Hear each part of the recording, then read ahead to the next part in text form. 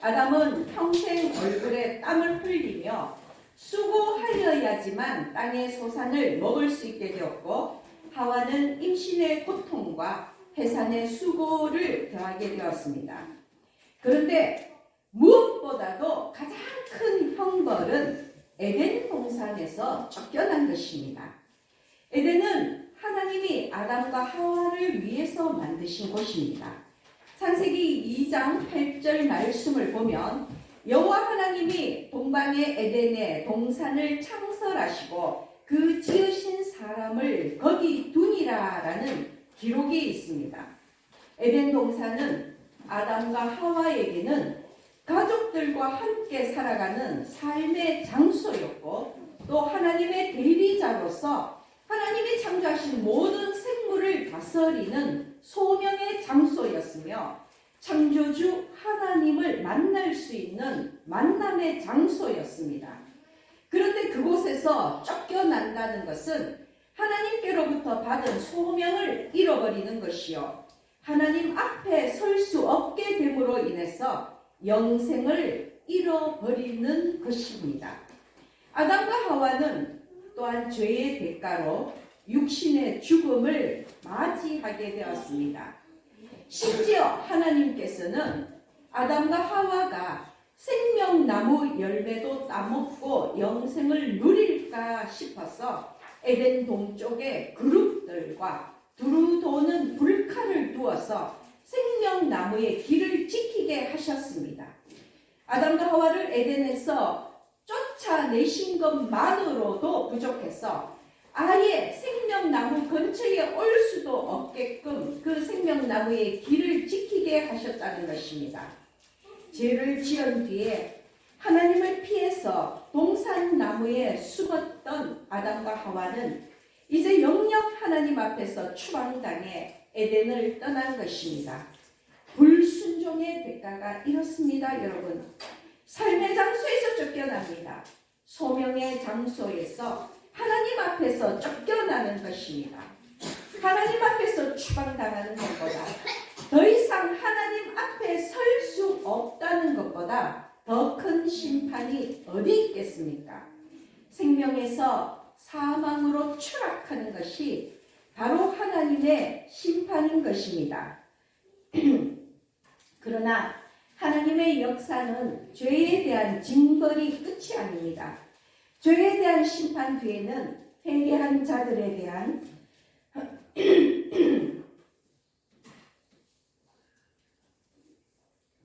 죄에 대한 심판 뒤에는 회개한 자들에 대한 구원이 따라옵니다. 물론 하나님의 역사의 마지막은 우리가 요한계시록에서 알 수 있듯이 새하늘과 새 땅의 구원이지만, 그 마지막 순간까지 하나님의 심판과 구원의 역사는 톱니바퀴처럼 맞물려서 돌아간다는 것입니다. 그런데 이러한 심판과 구원의 역사 속에서 흥미로운 것은, 하나님은 세상을 심판하실 때에 반드시 남은 자를 두신다는 것입니다. 이 남은 자에 대한 것 역시 구약 성경의 핵심 사상 중에 하나입니다. 남은 자란 무엇이냐 하면, 인간의 불순종과 범죄로 인해서 구원이 단절될 위기에 이르렀을 때에 하나님은 그 구원의 역사를 이어가기 위해서 그 시대마다 모든 심판으로부터 보호하여 남겨두신 소수의 의인이 있다는 것입니다. 여러분, 말이 조금 어려울 수 있겠지만, 남은 자란 하나님이 세상을 심판하셔서 이 세상을 쓸어버리실 때에 정말 하나님의 구원의 역사가 끝나는 것을 막기 위해서 그 중에 하나님이 선택하신 소수의 의인을 남겨두신다는 것입니다. 그리고 그 소수의 의인, 즉 남은 자로 하여금 하나님의 그 구원의 역사를 이어가는 것입니다. 그것이 남은 자 사상입니다. 하나님의 심판과 구원 역사가 끊이지 않고 되풀이된다는 것은 또 각 시대마다 남은 자들이 생겨난다는 것이며, 이 남은 자를 통해서 마침내 하나님은 하나님의 구속사를 완성하시는 것입니다. 오늘 우리가 읽은 본문 말씀 이사야 6장 13절을 보면 이사야가 말한 그루터기 또는 거룩한 시, 이것이 바로 남은 자를 비유하는 것입니다. 말씀을 읽어보겠습니다. 밤나무 상수리 나무가 배임을 당하여도 그 그루터기는 남아있는 것 같이 거룩한 시가 이 땅에 거루터기니라. 여러분, 우리가 얼마 전 금요일이죠. 우리 교회 토목을 위해서 저 산 중턱에 있는 나무를 베어내었습니다. 참으로 한아름 되는 그 참나무가 베어나가는 것이 굉장히 안타까웠는데, 그러나 여러분, 그 나무를 베어내고 난 다음에 그 그루터기는 그대로 남아있습니다. 우리는 물론 토목을 위해서 그 그루터기까지, 그 뿌리까지도 파낼 수밖에 없는 상황이지만, 그러나 그 나무의 그루터기가 그대로 남아있다면 그 그루터기에서 다시 쌀이 나와 세월이 흐르면 여전히 아름드리 큰 나무가 될 것입니다. 그러므로 나무가 배임을 당하여도 그 그루터기가 그대로 남아있다면 그 나무는 죽은 것이 아닙니다. 하나님은 심판 때에 나무를 다 잘라버리신다 하지만, 베어버리시지만, 그러나 그 그루터기를 남겨두심으로 인하여서 다시금 새 역사를 만들어 가신다는 것입니다. 그 그루터기를 통해서 하나님의 새로운 구원 역사를 열어 가시는 것입니다. 구약 성경에서는 이같이 남은 자에 대한 개념이 무려 540회나 사용되었습니다. 이렇게 빈번하게 사용하고 있다는 것은 이것이 중요한 하나님의 메시지라는 것입니다. 생각해 보십시오, 여러분. 왜 남은 자가 중요하겠습니까? 만약 하나님의 심판 속에서 보호받았던 그 남은 자가 없었다면 예수 그리스도가 이 땅에 오시지 못했을 것입니다. 인류에 대한 심판으로 인하여서 하나님이 불순종과 죄악으로 가득 찬 그 세상 속에서 모든 사람들을 다 멸절시켜 버렸다면 인류의 계보가 끊어졌을 것입니다. 그렇다면 예수 그리스도의 탄생도 없었을 것입니다. 만약에 의인이 한 명도 남지 않고 악인들로만 가득한 세상이라고 생각해 보십시오. 육신을 힘입어 태어나시는 예수 그리스도의 탄생은 없었을 것이라는 것입니다. 그러므로 다시 말씀을 드리지만 남은 자는 인류 구원의 역사를 위해서 예수 그리스도가 이 땅에 오시기 위해서 하나님으로부터 보호받고 보존된 소수의 의인들이라는 것입니다. 그렇다면 아담과 하와의 심판 후에 하나님께 선택받은 남은 자는 누구였을까요? 바로 아벨 대신에 주어진 경건한 후손 셋이었습니다. 창세기 4장 25절 26절 말씀을 보면 아담이 다시 자기 아내와 동침하매 그가 아들을 낳아 그의 이름을 셋이라 하였으니 이는 하나님이 내게 가인이 죽인 아벨 대신에 다른 신을 주셨다 함이며 셋도 아들을 낳고 그의 이름을 에노스라 하였으며 그때의 사람들이 비로소 여호와의 이름을 불렀더라. 여러분, 우리는 이 말씀을 잘 알고 있습니다. 가인이 아벨을 죽인 대신에 하나님께서 셋이라는 또 다른 다른 아들을 허락하셨고 이 셋을 통하여서 경건한 후손을 이어가셨다는 것입니다. 그 경건한 후손이 어디까지 이어졌습니까? 예수 그리스도가 오시기까지. 그 믿음의 후손들, 믿음의 계보가 이어졌다는 것입니다. 그러므로 아벨 대신 셋이 거룩한 계보를 이어가는 창세 때의 남은 자라는 것입니다.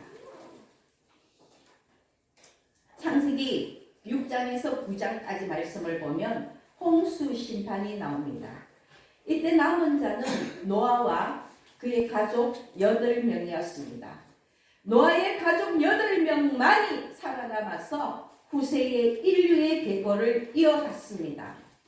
창세기 6장 9절 말씀을 보면 이것이 노아의 족본이라. 노아는 의인이요 당대의 완전한 자라. 그는 하나님과 동행하였으며 하는 말씀이 있습니다. 이것이 노아의 족본이라. 성경에서 이 말씀을 강조하시는 것은 노아의 족보를 통해서, 노아의 계보를 통해서 하나님이 이 남은 자 노아를 통해서 구원의 역사를 이어가신다는 바로 그 증거라는 것입니다.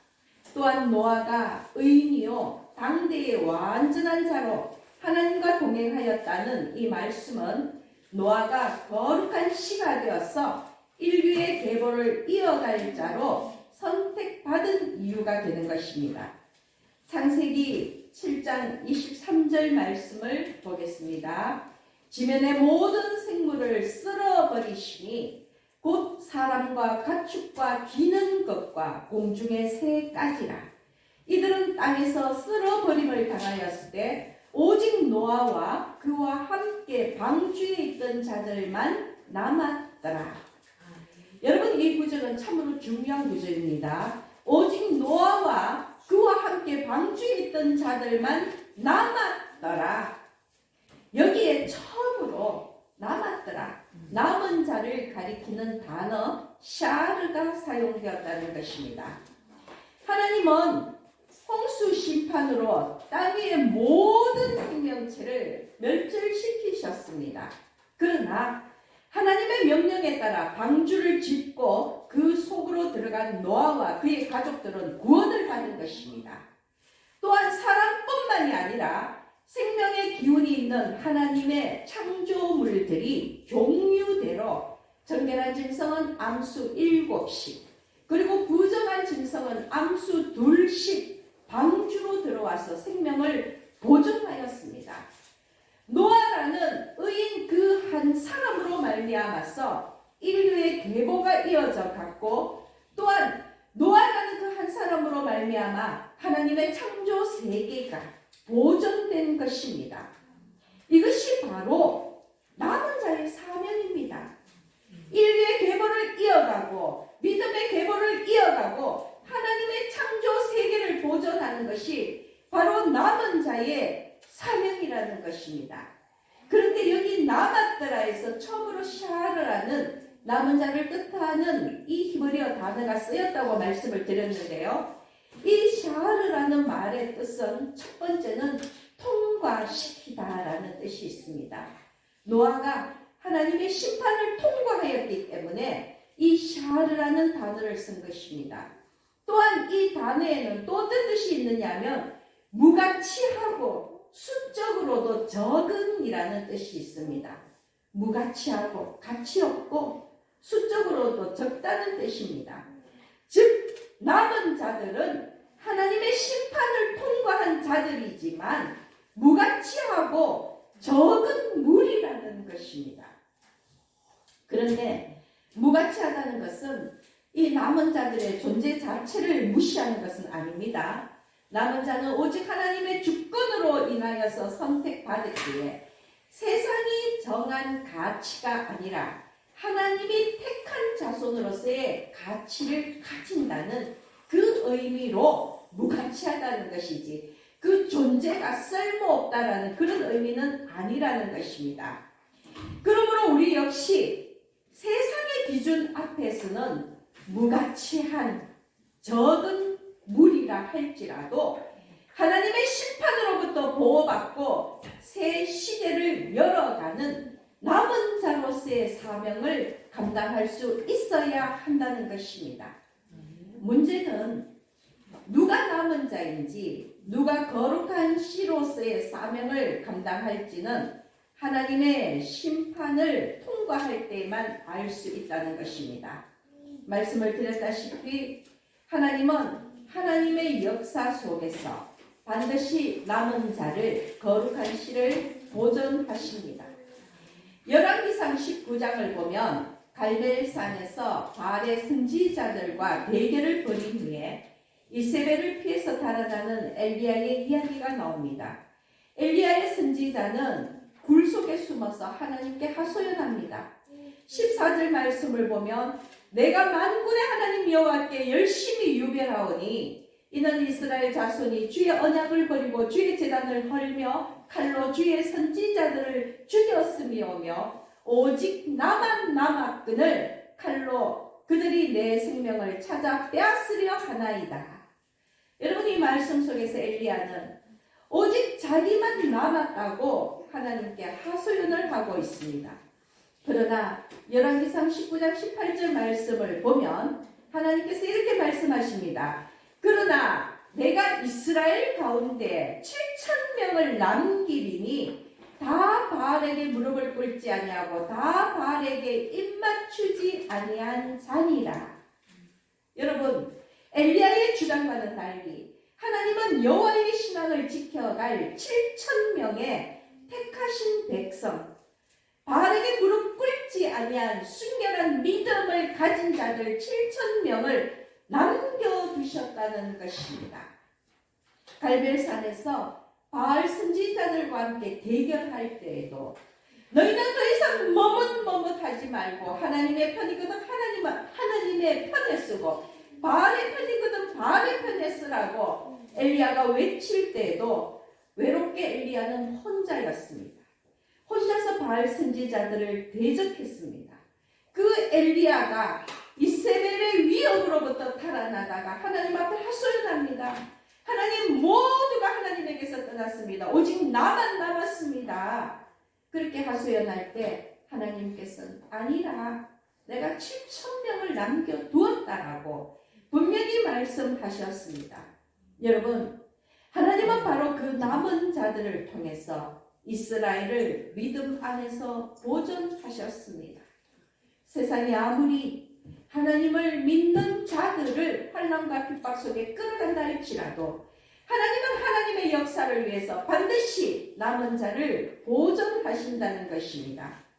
또한 이스라엘의 역사 속에서 이스라엘이 하나님 앞에 불순종할 때마다 하나님은 냉혹한 심판의 칼을 휘두르셨습니다. 우리가 잘 아는 사건이 있습니다. 북이스라엘은 아수르에 의해서 멸망당했고 남유다는 바벨론에 의해서 멸망당했습니다.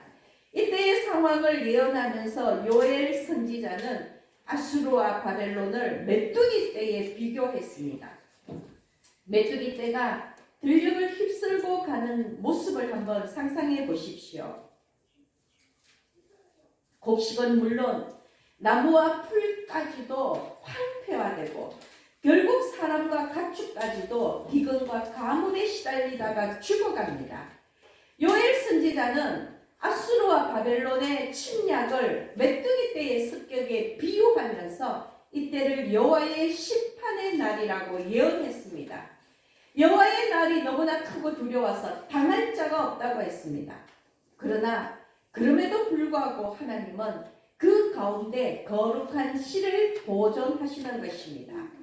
요엘서 2장 32절 말씀을 보면 누구든지 여호와의 이름을 부르는 자는 구원을 얻으리니 이는 나 여호와의 말대로 시온산과 예루살렘에서 피할 자가 있을 것이미요 남은 자 중에 나 여호와의 부름을 받을 자가 있을 것임이니라 고 말씀을 하셨습니다.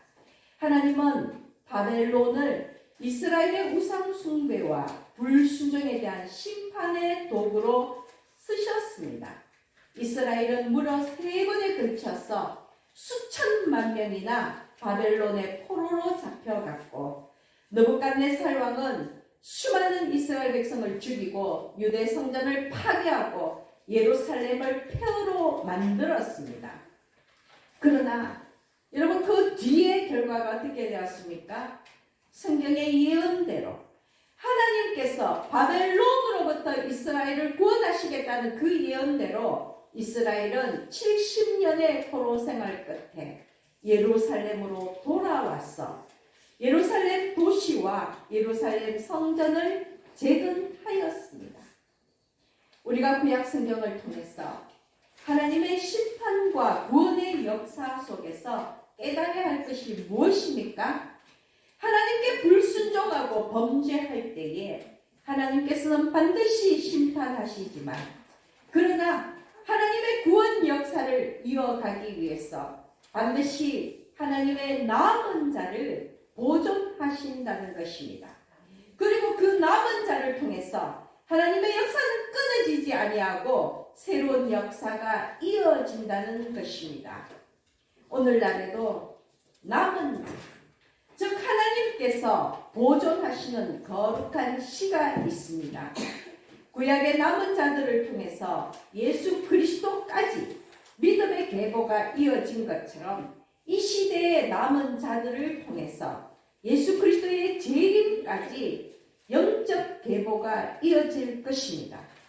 그런데 중요한 것은 남은 자들은 하나님의 심판을 통과한 자들입니다. 환난을 이기고 나온 자들입니다. 고통이나 고난 없이 은밀한 곳에서 상처 하나 없이 온전히 보호받은 자들이 아니라 샤르라는 그 의미대로 하나님의 가혹한 심판을 통과한 자들이라는 것입니다. 마지막 때에 남은 자들이 누구입니까? 요한계시록 7장에 하나님께서 그 이마에 인을 치신 자들입니다. 흰옷을 입고 손에 종려 가지를 들고 하나님의 보좌와 어린 양 예수 앞에서 경배를 드리는 무리들입니다. 계시록 7장 14절 말씀을 보면 이는 큰 환난에서 나오는 무리들인데 어린 양의 피에 그 옷을 씻어 희게 하였노라고 설명을 합니다.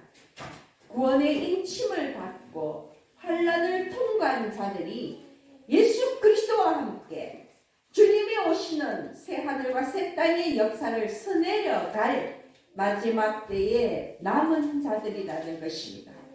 그리고 이때에 남은 자들은 예수와 더불어 세세토록 왕노릇할 것입니다. 여러분, 제가 구구절절 구약의 성경을 예로 들어서 여러분에게 설명을 드리는 이유, 이 모든 것들은 성경에 기록된 사실이라는 것입니다. 제가 지어낸 이야기가 아니라 하나님께서 우리를 위하여 성경에 기록하신 말씀이라는 것입니다.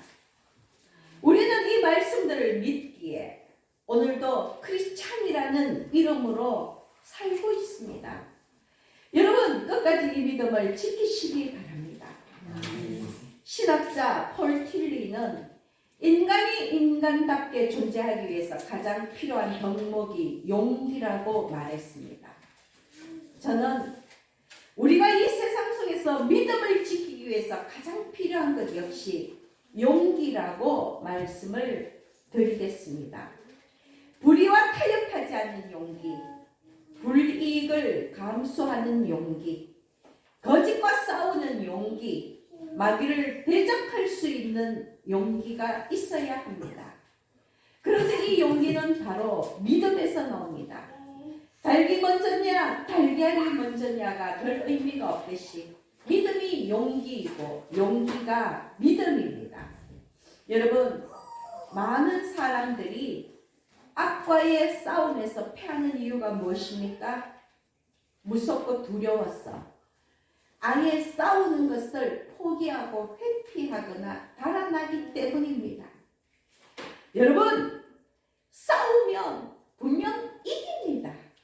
왜냐하면 하나님이 우리 편이시기 때문입니다.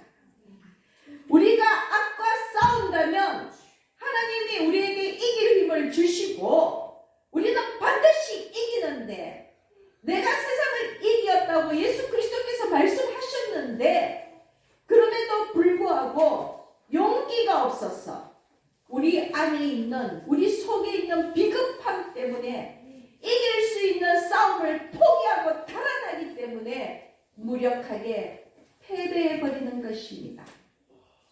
생각해 보십시오. 이스라엘 백성이 애굽을 떠나 7일이면 갈 수 있는 가나안 땅을 무려 40년이나 걸려서 도달한 이유가 무엇입니까? 이방 족속과의 싸움을 회피했기 때문입니다.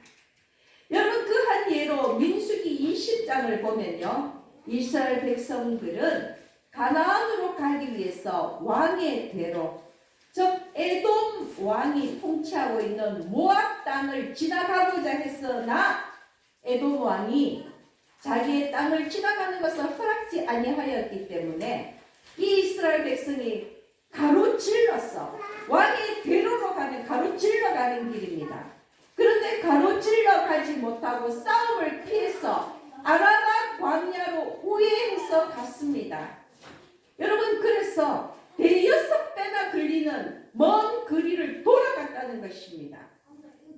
이뿐만이 아닙니다. 제가 민수기 20장은 한 예로 들었을 뿐입니다. 믿음의 용기가 없어서 정면 돌파하지 않고 원망과 불평을 토하며 싸움을 회피했기 때문에 40년이나 광야를 방황했고 출애굽 1세대들은 가나안 땅에 들어가지 못한 채 광야에서 죽어갔다는 것입니다. 그러나 출애굽 2세대들은 가나안에 들어갔습니다. 어떻게 들어갔습니까? 여호수아와 함께 이방 족속과 싸워 가나안을 정복했기 때문이라는 것입니다. 싸움을 통과한 그들이 새롭게 이스라엘의 12지파의 역사를 쓰내려 갔고 남은 자의 사명을 감당하였기에 유다 지파에서 메시아가 나신 것입니다. 여러분, 그것이 성경이 전하는 역사요 사실입니다. 우리는 믿음의 용기로 마귀와 싸워나가야 합니다. 싸워보지도 않고 미리 포기하고 달아나는 비겁한 자들은 하나님 앞에서도 쫓겨날 것입니다. 우리는 극심한 환난을 통과하고 예수의 오심을 준비하는 거룩한 씨로서의 소명을 감당해야만 합니다. 우리가 다시금 마음을 다잡고 믿음 안에서 정말로 예수를 뒤쫓아 가고자 하나, 여러분, 어떨 때 힘이 빠집니까? 죄를 짓고도 버젓이 잘 살아가는 자들을 보면 과연 하나님이 계시는가 의심하면서 힘이 빠질 때가 많다는 것입니다. 많은 사람들은 이미 이 세상이 마귀의 권세 아래 놓여져 있고 타락했기 때문에 이 세상이 사탄의 방식대로 흘러간다고 생각하면서 포기하고 무기력해집니다. 많은 사람들은 이미 이 세상은 타락할 대로 타락했어. 사탄의 방식대로 흘러가기 때문에 여러분, 아예 포기해버리고 싸울 생각조차 하지 않는다는 것입니다. 그러나 그렇지 않습니다. 사탄의 방식대로 흘러간다고 우리가 생각한다면 그것은 마귀에게 속는 것입니다. 세상은 늘 하나님의 방식대로, 하나님의 뜻과 계획대로 움직이고 있습니다. 사탄이 걷든 계획을 써서 우리를 넘어뜨리려 할지라도 그것조차도 하나님의 뜻과 계획 안에 있다는 것을 믿으시기 바랍니다. 소위 마귀는 하나님 손바닥 안에 있습니다. 그러므로 선한 자는 복을 받고 악한 자는 벌을 받습니다.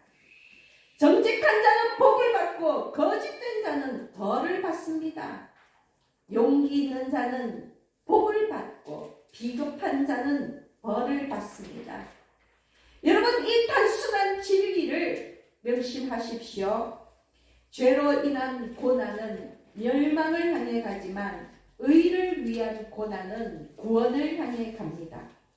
그 누구도 그 무엇도 이러한 하나님의 섭리를 거스를 수 없다는 것입니다. 말씀을 정리하겠습니다.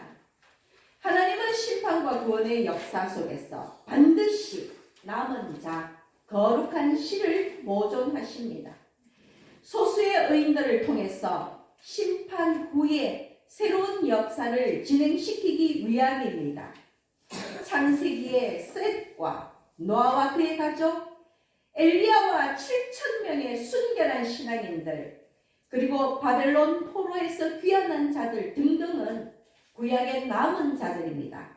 하나님은 이들을 통해서 인류의 계보가 이어지게 하셨고 그리고 그 계보 속에서 메시아가 이 땅에 오셨습니다. 오늘날에도 하나님은 새하늘과 새 땅의 역사를 기록할 남은 자를 보존하십니다. 그 남은 자들은 다시 오시는 예수 그리스도의 길을 준비하는 자들이요, 예수 그리스도가 오셨을 때에 예수 그리스도와 더불어서 세세토록 왕노릇할 자들입니다.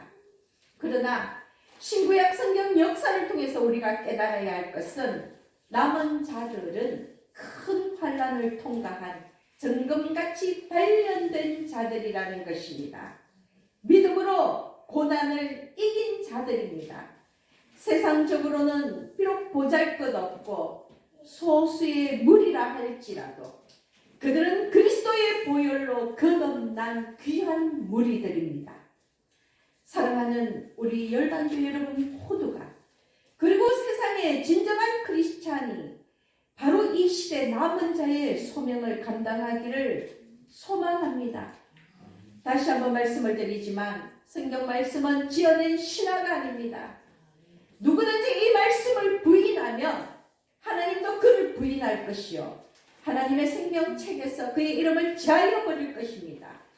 그러므로 우리 모두가 그리스도의 보혈로 씻음을 받고 거룩한 생활을 통해 성도로서의 역할을 감당하면서 또한 거룩한 시의 역할을 잘 감당하시기를, 그리하여서 하나님의 구원 역사에 여러분의 족적을 남기시기를 예수님의 이름으로 축원합니다.